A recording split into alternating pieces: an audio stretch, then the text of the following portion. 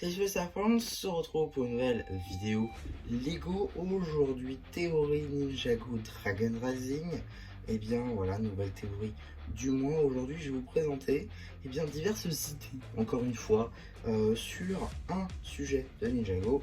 Dernièrement, on a eu un nouveau nom pour un nouvel artefact, les icônes de dragon, issues tout simplement des écailles des dragons source. Donc, des armes très puissantes que pour l'instant les ninjas ont en leur possession.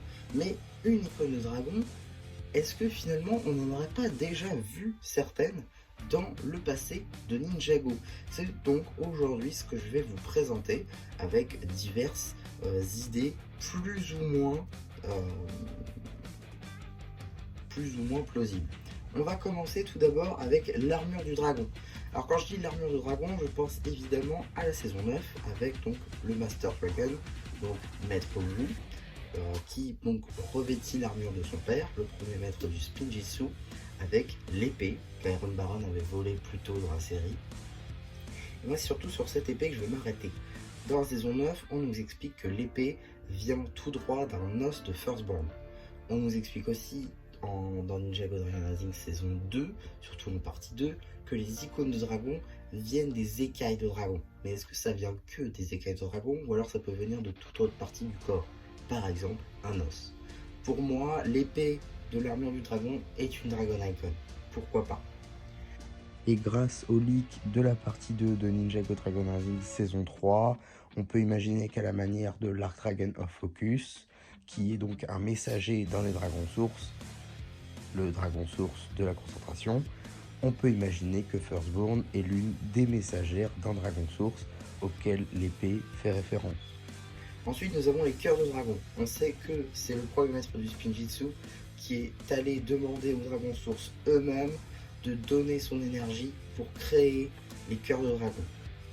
Donc, pourquoi pas aussi leur énergie peut être une source pour tout simplement les Dragon Icons, des icônes de dragon en français.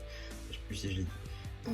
On a aussi, bon ça j'ai pas vraiment d'argument, c'est juste que j'y ai pensé comme ceci, je trouvais ça assez logique finalement, le sabre du sanctuaire, qui donc est un artefact à la base du royaume des nuages, qui a fini après la quête de Moro pour retrouver la tombe du premier maître du Spinjitzu au royaume de Ninjago. Donc après tout, c'est vrai que dernièrement dans Ninjago Dragon Rising, on revoit souvent le royaume des nuages. Pourquoi pas dire que le sabre du sanctuaire est réellement une icône de dragon? Ce serait pas logique. Enfin, ce serait assez logique plutôt. J'aurais aussi une autre idée. Comme la forme Oni existe, il existe une forme dragon, comme l'a dit Quanish et comme on peut le voir en saison 16. Alors pourquoi est-ce qu'il existerait des icônes de dragon et pas des icônes Oni? Comme par exemple les Masconi, par exemple. Les Masconi pourraient être des icônes Oni. J'y ai pensé comme ceci aussi. Je veux dire, s'il y a l'un, il y a forcément son contraire. Et le contraire du dragon, c'est l'Oni. Je pense qu'on pourrait aussi revoir cette idée, ce thème dans Ninjago Dragon Rising, étant donné que il est vrai que dernièrement on a peu exploité le potentiel Oni de Ninjago, d'autant plus que maintenant Lloyd a une forme Oni qu'il peut utiliser, qu'il peut invoquer, donc pourquoi s'en priver tout simplement. Et la dernière idée que j'ai eue, c'est la lame Jin, qu'on peut voir en saison 6. On sait par exemple que Jinjago avait ses propres dragons. Alors pourquoi pas aussi qu'un dragon source gère un royaume? Pourquoi pas, même si en soi ils ne doivent pas s'occuper des mortels, mais sans eux il n'y a pas de monde. Donc pourquoi est-ce que... Je pense que le plan de race c'était, on voit en partie 2, là je m'égare, mais on voit qu'en partie 2, le plan de race était d'atteindre les dragons sources pour inverser la fusion. Ça c'est ce qu'il y a dit, enfin voilà. Je pense personnellement que les dragons sources sont reliés à un royaume, qu'ils le veuillent ou non, et que si on en tue un, pourquoi pas, c'est pas tous les royaumes qui s'effondrent, c'est les royaumes qui sont reliés à ce dragon source. D'autant plus qu'il y a 8 dragons sources, donc 8 x 2 ça fait 16.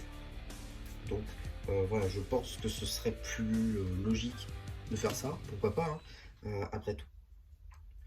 Et donc voilà, la lame Jin, je pense que ça peut être aussi un icône de dragon, à voir pourquoi, mais voilà, pourquoi pas. Ça fait partie l'un des rares artefacts Ninjago qui n'ont pas été détruits, qui pourraient être utilisés par la suite, notamment avec le retour de Nadakan. Je vous renvoie à mes théories avec Jay qui retrouverait sa mémoire. Donc voilà un petit peu pour ma vidéo théorie du mois, j'espère qu'elle vous aura plu. Surtout n'hésitez pas à me dire ce que vous avez pensé, moi je fais le post communautaire. Et voilà, bah du coup, c'était M sur la pub qui vous dit bye bye.